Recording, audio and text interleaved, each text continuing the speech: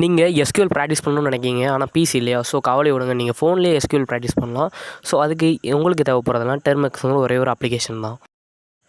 So Google Chrome open பண்ணிட்டு டெர்மெக்ஸ்னு type பண்ணிங்கன்னா first play ஸ்டோரில் வரும். அதில் இன்ஸ்டால் பண்ணாலும் ஓகே தான். அடுத்து கீழே எஃப்ட்ராய்டு லிங்க் இருக்கும். ஸோ எஃப்ட்ராய்டு கிளிக் பண்ணிட்டு கீழே டவுன்லோட் ஏபிகேன்னு இருக்கும். ஸோ ஏபிகேவை டவுன்லோட் பண்ணி இன்ஸ்டால் பண்ணாலுமே ஓகே தான். ஸோ நெக்ஸ்ட்டு நீங்கள் என்ன பண்ணணும்னா, இன்ஸ்டால் பண்ண ஏபிகேவை பார்த்தீங்கன்னா ஓப்பன் பண்ணணும். ஸோ நெக்ஸ்ட்டு பார்த்தீங்கன்னா டெர்மெக்ஸை ஓப்பன் பண்ணிட்டு ஏபிடி அப்டேட் அண்ட் அப்கிரேடுங்கிற இந்த ஒரு கமெண்டை கொடுத்து இருக்கிற பேக்கேஜ் எல்லாம் அப்டேட் அண்ட் அப்கிரேட் பண்ணிக்கோங்க. ஸோ நெக்ஸ்ட்டு பார்த்தீங்கன்னா next PKG install and PKG install மரியாடிபின்னு கொடுத்துக்கோங்க. நம்ம பார்த்தீங்கன்னா மரியாடிபி இன்ஸ்டால் பண்ணாலுமே அதிலேயே MySQL லாங்குவேஜ் தான் யூஸ் பண்ண போகிறோம். சர்ச்சர் கொரி லாங்குவேஜ் தான் யூஸ் பண்ண போகிறோம். ஸோ அதனால் பிகேஜி இன்ஸ்டால் மரியாடிபின்னு கொடுத்துக்கோங்க.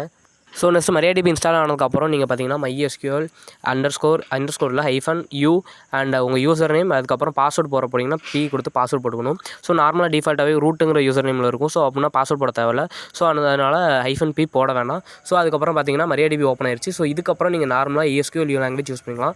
ஸோ நான் பார்த்தீங்கன்னா கிரியேட் டேட்டாபேஸ் ZSன்னு கொடுத்துருக்கேன். ஸோ பார்த்தீங்கன்னா ZSங்கிற ஒரு டேட்டாபேஸ் கிரியேட் ஆயிடுச்சு. ஸோ நெக்ஸ்ட்டு பார்த்தீங்கன்னா நான் யூஸ் ZSன்னு கொடுக்குறேன். ஸோ அப்படியே SQL லாங்குவேஜ் ஒர்க் ஆக ஆரம்பிச்சிச்சு. ஸோ இந்த மாதிரி நீங்கள் ப்ராக்டிஸ் பண்ணிக்கலாம்.